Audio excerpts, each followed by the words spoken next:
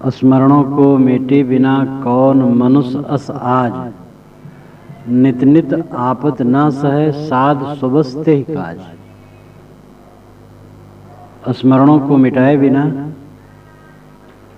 कौन आज ऐसा मनुष्य है जो नित नित आपत न सहे, दुख न सहे।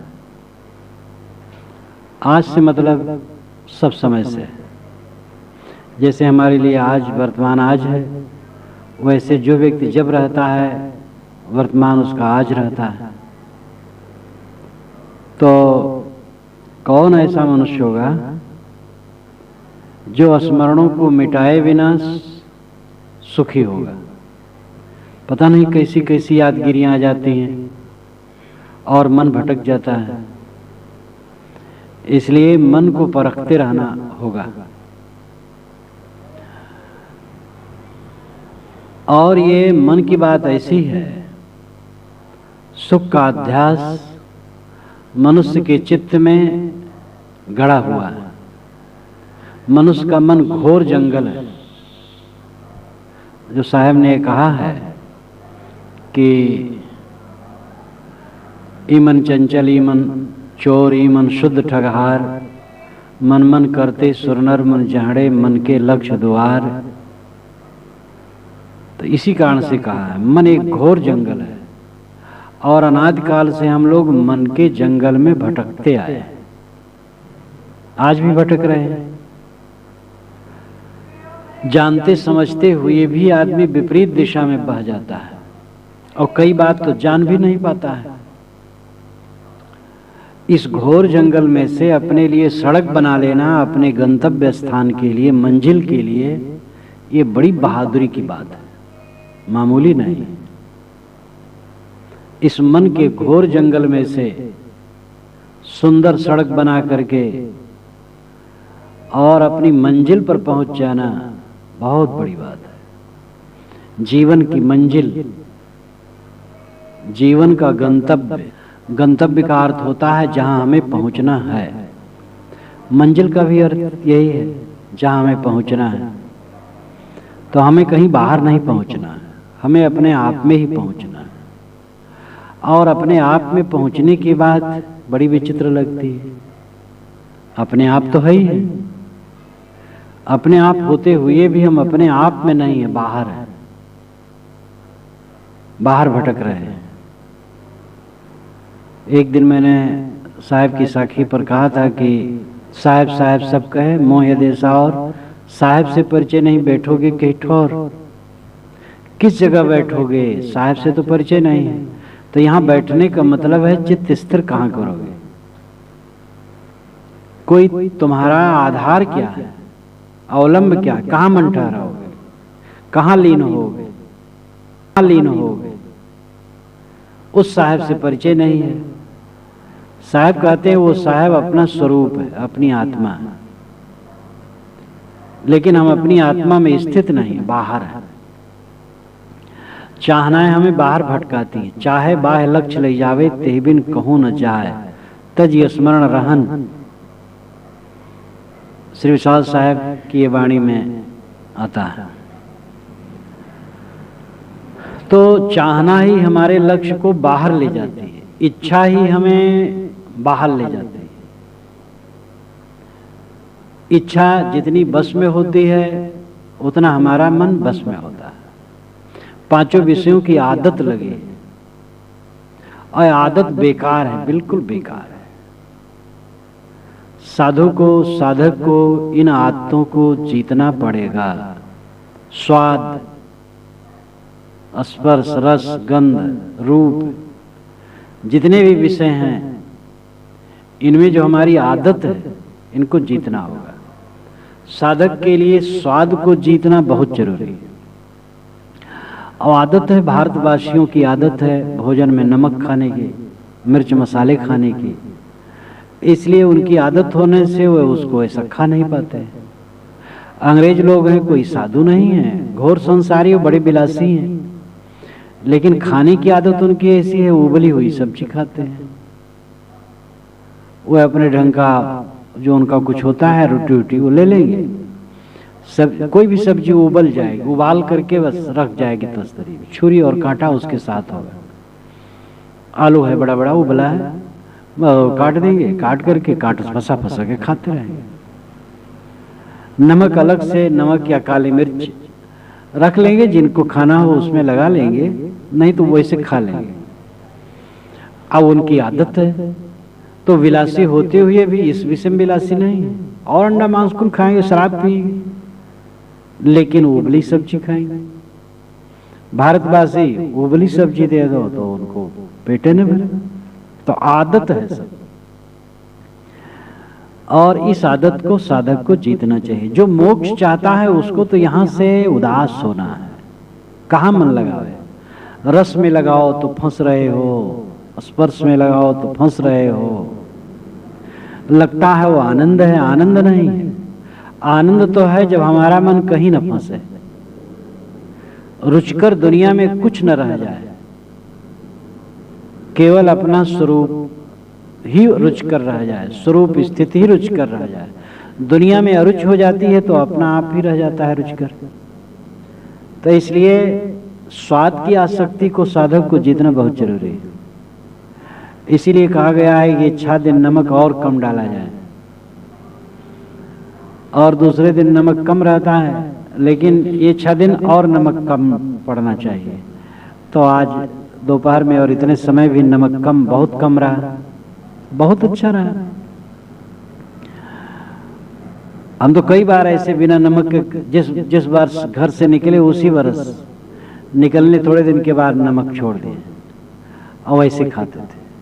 श्री विशाल साहब जब वहाँ पहुँचे हैं बढ़ारा भंडारा में, तब मैं नमक नहीं खाता था। अब भंडार, बड़ा भंडार बनाऊं श्री विमल साहब के साथ में, तो याद नहीं है कि वो फिर उस समय फिर खाने लगा था, फिर छोड़ा, फिर छोड़ देता था समय से। तो बहुत समय तक नमक, मीठा भी नहीं खाता था, वैसे खाता था, न मीठा न नमक। तो ये तो ऐसे ही छोड़ देना चाहिए। मीठा और नमक सब आगे रोग बढ़ाते हैं। जब बीमारियां बढ़ती तो लग क्या डॉक्टर कहते हैं मीठा न खाओ, नमक न खाओ, घी न खाओ, और दूध को भी रोक देते हैं कई। जब चर्बी बढ़ने लगती, भाई चर्बी में, दूध में भी चर्बी है, दूध भी न पियो। करोड़पतियों को तो यही दशा हो जाती है, सूखी रोटी खाओ, उबली सब्जी खाओ। जिनके पास बहुत खाने की चीज हुए बेचारे प्रतिबंधित कर दिए जाते हैं। संन्यास उपनिषद में लिखा है कि चर्बी बढ़ाने वाली चीज सन्यासी न खाए। मुझे याद आया कि ये तो उस समय भी ऐसा रहा होगा, होता होगा। अब आज तो ये तो साधारण सी बात है। डॉक्टर प्राय कहता है चर्बी बढ़ाने वाली चीज न खाओ, धनियों को ज्यादा कहता है, और जिनको रोग लग जाता है उन्हीं को कहता है। तो कहने का अर्थ यह है कि स्वाद से बचने की जरूरत है। 6 दिन जो नमक और कम कर दिया गया है, उसका स्वागत सब साधकों को करना चाहिए, और अलग से बिल्कुल नमक नहीं लेना चाहिए। जीतो मन को, छोड़ो इस संसार को। जब मोक्ष लेना है तो स्वाद की आसक्ति बना के मोक्ष छोड़ोगे, कुछ यहाँ बचा करके मोक्ष छोड़ोगे। आधी मुर्गी कोई काट के खा जाए और आधी अंडा देगी, पूरी अंडा देगी, पूरा मोह छोड़ना पड़ेगा। इसलिए स्वाद को जीतना है, आहार पर संयम करना है, रूपाशक्ति को जीतना है, कामाशक्ति को जीतना, जो महाभवधारा है। कामाशक्ति महाभवधारा है, उसकी याद भी नहीं करना है। साधक की विजय तब है जब 24 घंटा मन बिल्कुल निर्मल है, विषय का संकल्प न हो। इसके लिए कुसंग का त्याग, जो अस्त्रैण पुरुष है उनका त्याग, स्त्री लंपट पुरुषों की संगत का त्याग। कितने लोग होते हैं हमारे पास आते हैं यहाँ वर्णन करना, अपनी वीरता बताएं, साहब अब तो मैं बिल्कुल ऐसा हो गया हूँ। तब आप वर्णन करेंगे अपनी पत्नी का, तो ये अब मैं ब्रह्मचारी हो गया हूँ और उससे ऐसा कहता हूँ, तो अब वो ऐसा वर्णन करेंगे, बेकार की बात। तो मैं कहता अच्छा आप दूसरी बात करो, ठीक है। तो ऐसे ऐसे लोग अपनी बहादुरी बताने आते हैं, हम बड़े बहादुर हो गए हैं। बहादुर हो गए हो तो ठीक है, पता नहीं 4 दिन में तुम्हारी बहादुरी कहाँ चली जाएगी। कुसंग में पढ़ करके लोग गड़बड़ा जाते हैं। तो जो विषय वासना का वर्णन किसी ढंग से भी करने लगे वो गलत है। विषय वासना का वर्णन किसी प्रकार न सुनो, न करो, ऐसे चित्र न देखो, ऐसे रूप न देखो, और अपने मन को पांचों विषयों से छुड़ाओ।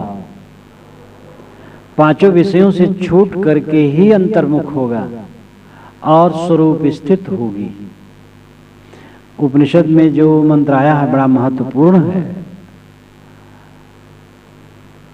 अस्तित उपलब्धस्य उपलब्धव्यस् तत्वभावेन चोभयो। उपलब्धव्यस् तत्वभावेन चोभयो। अस्तित उपलब्धस्य तत्वभाव प्रसीदत। यानी पहले तो अस्तित है, सत्ता, आत्म सत्ता है, यह बुद्धि से ग्रहण करो, फिर तत्व भाव से ग्रहण करो। वासना छूट जाए तो अपने आप रह गए, ये तत्व भाव से ग्रहण। बुद्धि से ग्रहण होने पर वो आरंभिक ग्रहण है, तत्व भाव से ग्रहण होने पर प्रसीदत, शुद्धता, पूरी निर्मलता आ जाती। जब साधक संकल्प छोड़ देता और शांत हो जाता, कोई संकल्प नहीं उठता है, तब क्या रहता? केवल चैतन्य, जागृत हो, ज्ञान मात्र, शुद्ध ज्ञान मात्र। संकल्प ही ज्ञान को ढांकते हैं, संकल्प ही स्वरूप को ढांकते हैं। संकल्प शांत हुआ, बस स्वरूप रहा। और इसी को साहब कहते, बैठोगे कहीं ठौर। कहाँ बैठोगे? अलग भगवान माने बैठो तो वहां भी बैठने कहाँ मिलेगा? मानते रहो, कहीं कुछ मिलेगा नहीं। अब अगर आत्मज्ञान नहीं है तो भटकते रहो। कहाँ? तुम ही हो, लेकिन तुम भटकते रहोगे। दुर्भाग्य संसार में ऐसे भी मत हैं कि जो बलपूर्वक आत्मज्ञान का खंडन करते हैं, धार्मिक होते हैं। तो साहब कहते कहाँ बैठोगे फिर? तो जहां स्थित होनी है वो निस्वरूप में, सारे संकल्पों का विसर्जन किया गया और स्वयं रहा। ध्यान की यही पराकाष्ठा है। असंप्रज्ञात समाधि योग दर्शन में कहा गया है। पारक दर्शन में स्वरूप स्थित, एक ही बात है।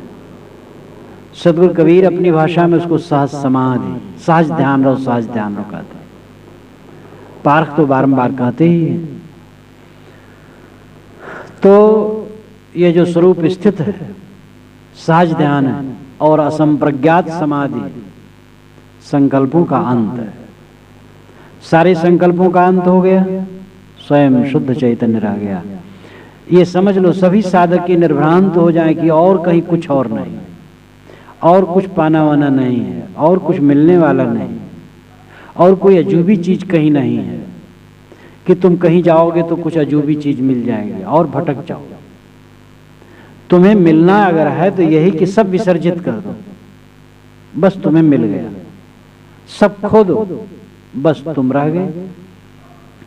और सब खोना है संकल्पों के आधार पर, संकल्प खो दो, बस तुम रह गए। ध्यान की अंतिम पराकाष्ठा है पूरी जागृत अवस्था होनी चाहिए। जरा भी तंद्रा भी नहीं होना चाहिए, नींद तो दूर, तंद्रा भी ना हो, एकदम जागृत। और संकल्पों का एकदम लय, कुछ भी संकल्प नहीं। ये ध्यान की पराकाष्ठा है और इसमें बिल्कुल पहुंचा जा सकता है। पहले कठिन जरूर है, लेकिन पहुंचा जा सकता है। साधक को घबराना नहीं चाहिए।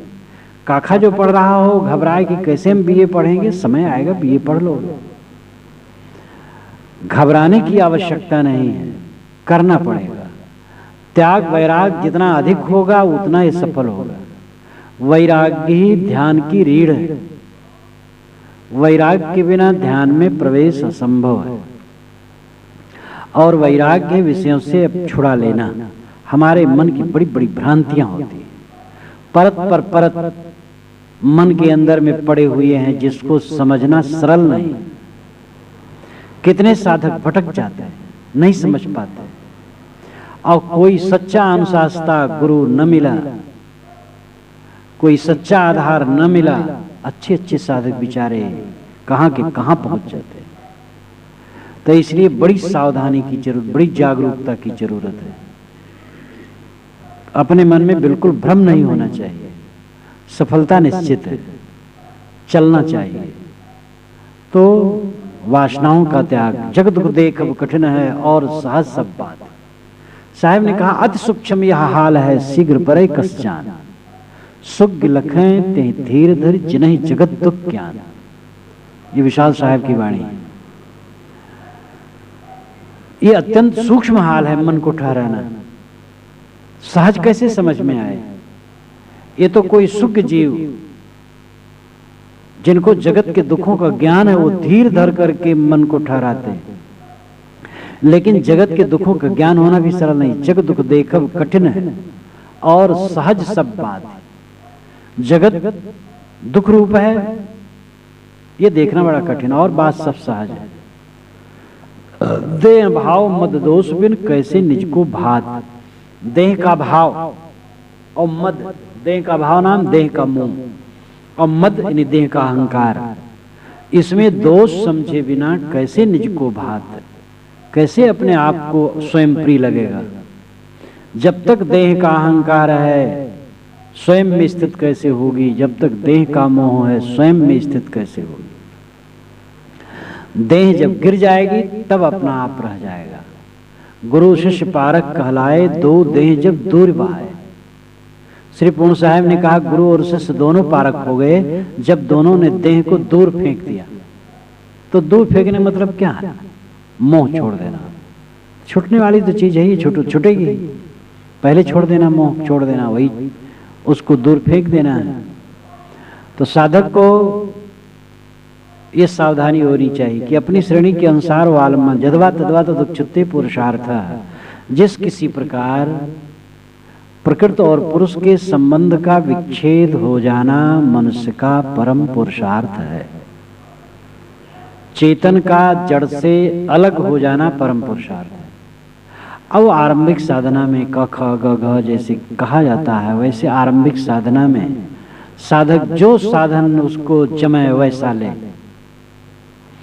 एक साधक ने पूछा कि हम मन ठहराते हैं बस भाग जाता है। तो हम कहे कोई नई बात थोड़े कहते हो। 56-55 की बात होगी। मद्दो भीट के पास भंडारा था, बड़हरा के पास। हम लोग वहाँ छावनी लगी थी, बाग में वहीं थे। कापियाँ इतनी मंगाए, विवेक प्रकाश टीका आरंभ करना था। तो गुरुमुख साहब जो रायबरेली में रहते हैं, उन्हें तो अंतर्मुख से कभी चेष्टा नहीं थी, इसीलिए तो भटके हैं। तो हम लोग सब ध्यान में सुबह बैठे थे, पूरा समाज। तो कहें धीरे धीरे कहें फुर फुर फुर भाग रहा है सबका मन, फुर फुर फुर भाग रहा है, फुर फुर फुर भाग रहा है। तो भंडारी साहब, एक बड़े भंडारी साहब रहे जो गुरचरण साहब के गुरु रहे, बड़े विनोदी रहे। वो दूसरे खसा दे, अपना नहीं हंसे, और खूब अच्छे स्वभाव के रहे। तो कहें फुर फुर फुर सबका भाग रहा है, तुम्हें धक्का दे रहा है? तुम बैठे क्यों नहीं रहते? दूसरे का मन भाग रहा है तुम कैसे जानते हो? दूसरे का मन भाग रहा है तो तुम्हें धक्का दे रहा है? तो मन तो अनाद काल से भागने वाला है, लेकिन जो ठहराएगा धीरे धीरे ठहरेगा। अब ऐसा ठहरेगा कि जैसा तुम चाहोगे एकदम ठहरेगा। लगे रहना चाहिए, घबराना नहीं चाहिए। अनाद काल के अध्यास हैं, इनको तोड़ना है। और सही ढंग से लगेगा भाई, आदत यही मन से न लगो। विषय वासना को तो जहर समझो। जब तक विषय वासना जहर नहीं प्रतीत होगी तब तक इसमें प्रवेश ना होगा। और विषय वासना जिसको हम मानते हैं काम भोग, उतने नहीं, सब विषय वासना जहर है। खाने का मोह भी जहर है। खाना तो इसलिए पड़ता है क्योंकि देह चलाना है। मोह रखोगे तो जानो विषय हो, मोह रखोगे ज्यादा खाओगे, गलत चीज खाओगे, प्रलोभन करोगे और विकृति उसमें होगी, मोह बना रहेगा। खाने को भोजन तो हम मानते हैं भाई बहुत जरूरी है भी, इसके बिना कैसे चलेगा। लेकिन भोजन महामाया है। ऐसा माया है कि उसको 2-3 टाइम खाना पड़ता है और वो हमें भटका देता है भोजन। एक तो स्वाद के चक्कर में पड़ जाते हैं और दूसरे संतुलन नहीं रख पाते हैं। उस स्वाद ही तो असंतुलन का कारण होता है। तो स्वाद को जीतना है और संतुलित रहना है। और भोजन कम माया नहीं है, बहुत बड़ी माया है। भोजन को जो जीत ले यानी संतुलित भोजन करे और जीव का स्वाद तोड़ दे, राग रहित हो जाए भोजन में, तो समझ लो कि साधक बहुत विजयी हो गया। फिर और काम करना है, ये बात उतने में नहीं है, लेकिन ये बहुत बड़ी मेड़ है। स्वादासक्ति को न जीत पाना बहुत बड़ी कमजोरी है। इसलिए साधक को स्वादासक्ति जीतना चाहिए और सभी विषयों को जीतना चाहिए और मोक्ष लेना है। ये हाड़ मांस का ढांटा, टट्टी पेशाब, इसको तो छोड़ जाना है। और जाना कहाँ है? छोड़ देना है, अपने स्वरूप में स्थित होना है। सदा के लिए जिसको छोड़ना है उसमें मोह फिर रख करके कौन सा वैराग्य? वैराग का फिर दिखावा है। तो दिखावे के वैराग को छोड़ करके असली वैराग, जैसे शरीर है वैसे शरीर को हम समझें और अनासक्त रहें। तो साधक ध्यान करते समय जैसे भी उसको सदैव एक डंडे से मैं सबको नहीं हाँक रहा हूँ, सब समय यही कह रहा हूँ, बराबर कह देता हूँ जिससे फिर ध्यान में आ जाए। और एक डंडे से हाँकना भी नहीं चाहिए। अब मैं काखा में सबको लगा दूं, ये भी ठीक नहीं, और सबको ऊंची बात केवल कहूं करे तो भी ठीक नहीं। तो जिसका मन जैसे ठहरे, आंखें बंद करो। अगर तुम्हारा मन ज्यादा नहीं ठहर पा रहा है किसी में, तो जो बंद करने पर अंधकार दिखाई देता उसको देखते रहो, बस देखते रहो। ये सावधानी तो किसी भी कोई आलम मान लो, सावधानी नहीं रखोगे तो कुछ भी नहीं देख पाओगे। अगर सावधानी जागरूकता नहीं रही तो फिर मन भाग जाएगा, अंधकार भी नहीं देख पाओगे, प्रकाश भी नहीं देख पाओगे। अपने इष्ट का ध्यान करना चाहो उसमें भी मन नहीं लगेगा, और शब्द नहीं सुन पाओगे, सांस नहीं देख पाओगे, शरीर हड्डी मांस का ढांचा है, पड़ा है, मैं साक्षी हूँ, ये भाव में भी नहीं रह पाओगे। जो भी आलम्बन लोगे उसमें ठहर नहीं पाओगे अगर सावधान नहीं हो तो। सावधान हो तब ठहर सकोगे।